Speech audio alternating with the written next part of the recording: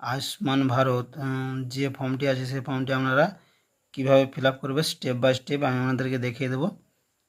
প্রথমে কি করতে হবে, প্রথমে হচ্ছে উপরে যেখানে আছে এখানে ডেটটা আমরা রিসিভ করবেন, যে ডেটে আমরা ফর্মটা জমা করবেন এই জায়গাটায় ডেটটা প্রথমে হচ্ছে তোমার দিবে হচ্ছে দিনটা, মাসটা আর এখানে বছরটা। তারপরে এখানে হচ্ছে আধার নাম্বার, এই জায়গায় আধার নাম্বারটা লিখে দেবেন। এই জায়গায় হচ্ছে অ্যাপ্লিকেশন নাম, এই জায়গায় অ্যাপ্লিকেশন নামটা লিখে দেবেন। আর দেখে যে লেখা আছে রেশন কার্ড নাম্বার, এই জায়গায় রেশন কার্ড নামটা লিখে দেবেন। রেশন কার্ড ক্যাটাগরি, এখানে রেশন কার্ড ক্যাটাগরি আমরা যে ক্যাটাগরি রেশন কার্ড সেটা দাগ দিয়ে দেবেন। তারপর হচ্ছে আধার লিঙ্ক মোবাইল নাম্বার, এখানে আধার লিঙ্ক মোবাইল নাম্বারটা লিখে দিতে হবে এই জায়গায়।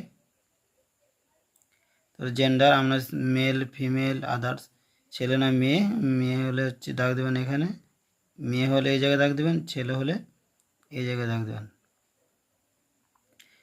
এখানে ডেট অফ বার্থ আমরা হচ্ছে ডেট অফ বার্থ লিখে দেবেন, দিন মাস এবং বছর হিসাবে লিখবেন। আর এখানে হচ্ছে ফুল অ্যাড্রেস, আপনারা হচ্ছে ফুল অ্যাড্রেস লিখবেন, তার মধ্যে বাড়ির নাম্বার যদি থাকে লিখবেন, স্টেট রাস্তার নাম সব ভিলেজ লিখবেন, ওয়ার্ড বা হচ্ছে গ্রাম পঞ্চায়েতের নাম যে এই জায়গাটার মধ্যে আপনারা রেখে দেবেন।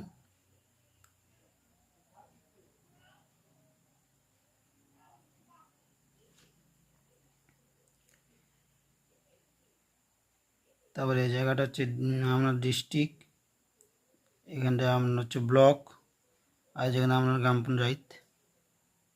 লেখার পরে এখানে ফ্যামিলি হেড অফ ফ্যামিলি, যে হেড অফ ফ্যামিলি থাকবে তার হচ্ছে এখানটায় ওই হেড অফ ফ্যামিলির যে টোটাল ফ্যামিলি মেম্বারটা এখানে লিখে দেবেন।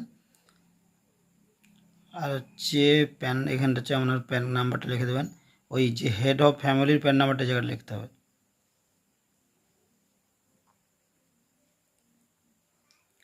এখানে আপনার হচ্ছে ইলেক্টেড ডিটেলস এবার 18 বছর যদি পেরিয়ে যায় তাহলে আপনার ভোটার কার্ড হয়ে যাবে। তো ভোটার কার্ড হচ্ছে এবিক নাম্বারটা এখানে লিখবেন। এসি নাম্বার বলতে আপনার যে ভোটার কার্ডের যে অ্যাসেম্বলি মানে যে অ্যাসেম্বলি আছে সেটা হচ্ছে এই জায়গাটা লিখে দেবেন। আর হচ্ছে এখানে লিখবেন পার্ট নাম্বারটা এখানে লিখে দেবেন, পার্ট নাম্বারটা বলতে অংশ নাম্বারটা। আর এখানে সিরিয়াল নাম্বার বলতে কমিক নাম্বারটা এখানে লিখে দেবেন। কোন বিধানসভার কি আপনার এই জায়গাটা হচ্ছে এসি নাম্বার বলছে কোন বিধানসভার। আর এখানটা আপনার স্বাস্থ্যসাথী যে নাম্বারটা যে লেখা আছে 17 ডিজিট নাম্বারটা পরপর বসিয়ে দেবেন। তারপর এখানে আর কিছু করতে হবে না। এবারে এই জায়গায় আছে, এই জায়গায় ধরো আপনার ফ্যামিলি ইনকাম 8 লাখ যদি বেশি হয় তাহলে আপনি এখানে বেশি হলে রাইট দেবেন, না হলে নো দিয়ে দেবেন। তারপরে member of family playing income tax যদি দেয় তাহলে দেবেন, না হলে নো, আমার নো। এসআর আমরা যদি এসআর যদি নাম লিস্টে যদি এসআর নামতে থাকে তাহলে ইয়েস করবেন, যদি না এসআর যদি আমার ক্লিয়ার হয়ে যায় তাহলে নো করবেন। আর এখানে pending under SR applicable tribunal SR যদি আমার মানে আপনি ধরো এসআর আপনার হচ্ছে নাম নেই কি আপনার হচ্ছে ট্রিব্যুনালের মাধ্যমে ভোট দিয়ে দান গ্রহণ করেছেন এখানে লিখবেন, যদি হয় ট্রিব্যুনাল যদি হয় তাহলে এটা করবেন ইয়েস, যদি না হলে না। আর এখানে হচ্ছে পেন্ডিং সিএ যদি অ্যাপ্লাই করে থাকেন ইয়েস করবেন, না হলে না করবেন। আর এখানে হচ্ছে benefit name delete from Annapurna benefit list, আপনি কি অন্নপূর্ণা বেনিফিট লিস্ট থেকে আপনার ডিলিট করতে চান, যদি ইয়েস করে ইয়েস, নো করলে নো।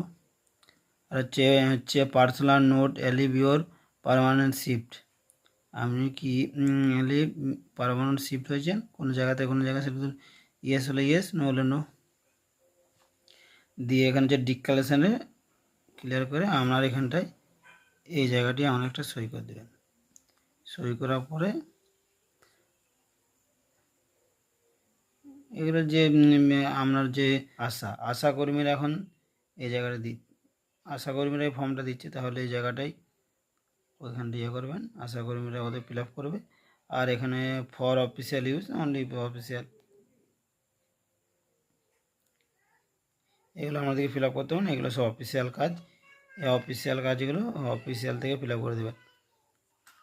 এটা ফিল আপ হয়ে যাওয়ার পরে যখন জমা দেবেন এই জায়গার থেকে আমাদেরকে রিসিপ্টটা দেবে। এই রিসিপ্টটা আপনারা নিয়ে তারপরে আসবেন।